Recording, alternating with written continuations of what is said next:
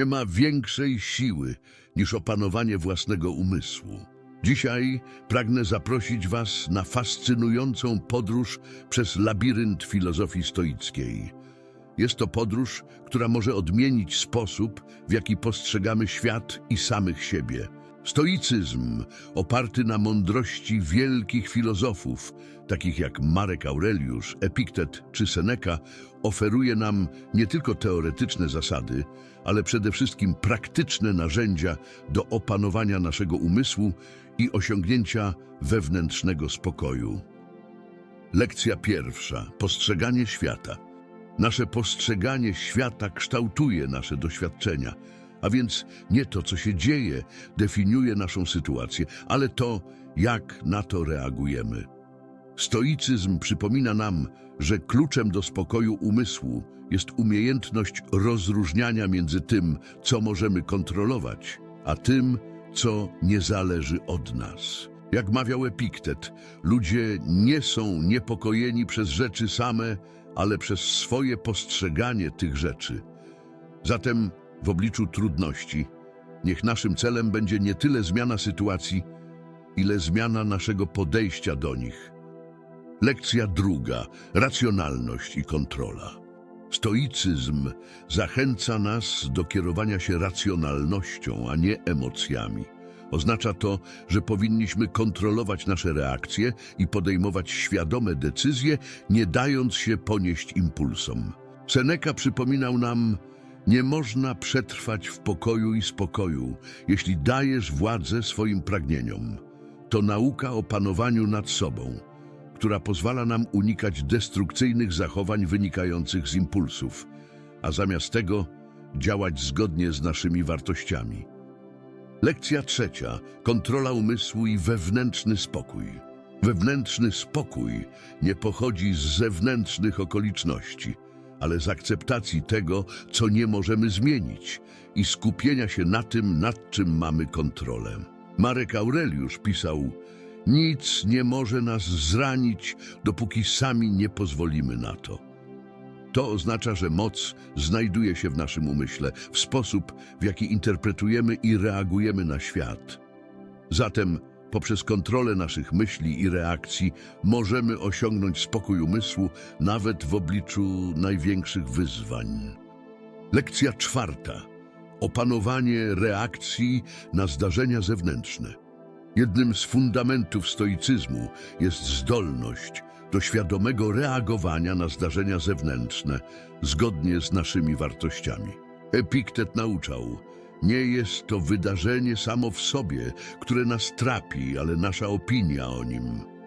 Oznacza to, że nasza interpretacja sytuacji determinuje nasze doświadczenie. Opanowanie naszych reakcji pozwala nam zachować spokój i równowagę, niezależnie od tego, co się dzieje wokół nas. Lekcja 5. Odporność poprzez akceptację. Stoicyzm naucza nas, że kluczem do odporności psychicznej jest akceptacja tego, co nie możemy zmienić. Jak mawiał Epiktet, musisz zrozumieć, że cokolwiek nie możesz zmienić, musisz zaakceptować. Oznacza to, że akceptując rzeczywistość taką, jaka jest, możemy uwolnić się od frustracji i złości. Poprzez akceptację uczymy się sztuki spokoju, nawet w obliczu niesprzyjających warunków. Lekcja 6. Zwinność emocjonalna. Stoicyzm uczy nas, że musimy być elastyczni emocjonalnie, aby radzić sobie z różnymi sytuacjami. Seneca mówił: szczęście jest elastyczne i porusza się z myślami oblewanymi niepowodzeniem. To oznacza, że musimy być gotowi na zmiany i nie bać się niepowodzeń. Zwinność emocjonalna pozwala nam przystosować się do zmieniających się warunków i zachować równowagę w obliczu trudności. Lekcja 7. Stoicki dystans. Zachowanie stoickiego dystansu oznacza zachowanie spokoju umysłu, niezależnie od tego, co się dzieje wokół nas. Jak powiedział Marek Aureliusz, nie możemy kontrolować zewnętrznych wydarzeń, ale możemy kontrolować nasze reakcje na nie. To oznacza, że to, jak interpretujemy sytuację, wpływa na nasze doświadczenie. Zachowanie dystansu pozwala nam zachować spokój umysłu i skupić się na tym, co naprawdę ważne. Lekcja 8. Medytacja refleksyjna.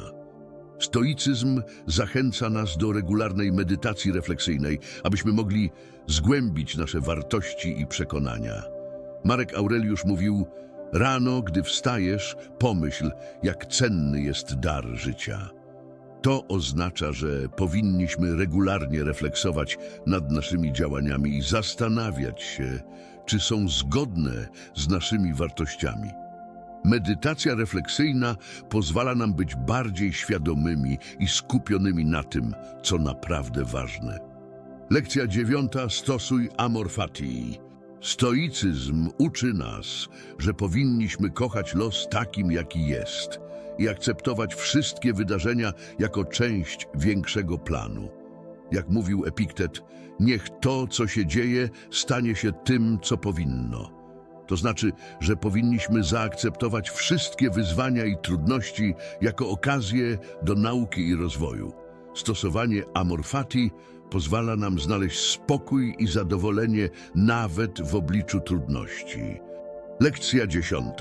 Stoicka obojętność. Stoicyzm uczy nas, że powinniśmy zachować obojętność wobec zewnętrznych sukcesów i porażek. Jak powiedział Seneca, sukces i porażka są jedynie punktami odniesienia, nie definiują, kim jesteśmy. To znaczy, że nie powinniśmy przypisywać naszej wartości zewnętrznym osiągnięciom ani niepowodzeniom. Stoicka obojętność pozwala nam zachować spokój umysłu i skupić się na tym, co naprawdę ważne. Dziękuję, że podzieliliście się ze mną tą podróżą przez filozofię stoicką. Niech te stoickie sekrety będą dla Was źródłem inspiracji i siły w codziennych wyzwaniach. Pamiętajcie, że prawdziwa siła tkwi w naszym wnętrzu, a stoicyzm oferuje nam narzędzia do osiągnięcia wewnętrznego spokoju i harmonii.